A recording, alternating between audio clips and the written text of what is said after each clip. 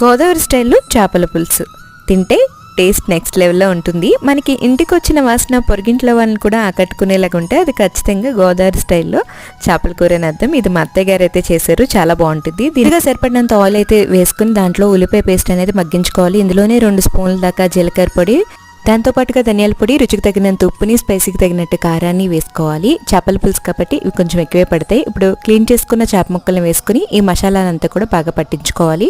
ఈ ముక్కలకి ఇప్పుడు పులుపుకి సరిపడినంత చింతపండుని నానబెట్టుకుని ఇలా గుజ్జులాగా పులుసు కింద చేసుకుని పక్కన పెట్టుకోవాలి. ఇప్పుడు ఈ ఉడుకుతున్న చేప ముక్కలపై ఈ పులుసుని వేసుకుని ఒకసారి అంతా కలుపుకుని high to medium flame adjust చేసుకుని ఇలా చేపల కూరని వండుకుని లాస్ట్లో మనకి పులుసు అనేది చిక్కబడుతున్నప్పుడు ఘాట్లు పెట్టుకున్న పచ్చిమిర్చిని, కొత్తిమీరని వేసుకుని స్టవ్ ఆఫ్ చేసుకుంటే అంతే ఎంతో టేస్టీగా ఉండే గోదావరి స్టైల్లో చేపల పులుసు రెడీ. ఈ కూరతో పాటు చేపల ఫ్రై కాంబినేషన్ కూడా అదే. ఈ వీడియో నచ్చితే like and subscribe for more videos. మళ్ళీ నెక్స్ట్ వీడియో కలుద్దాం.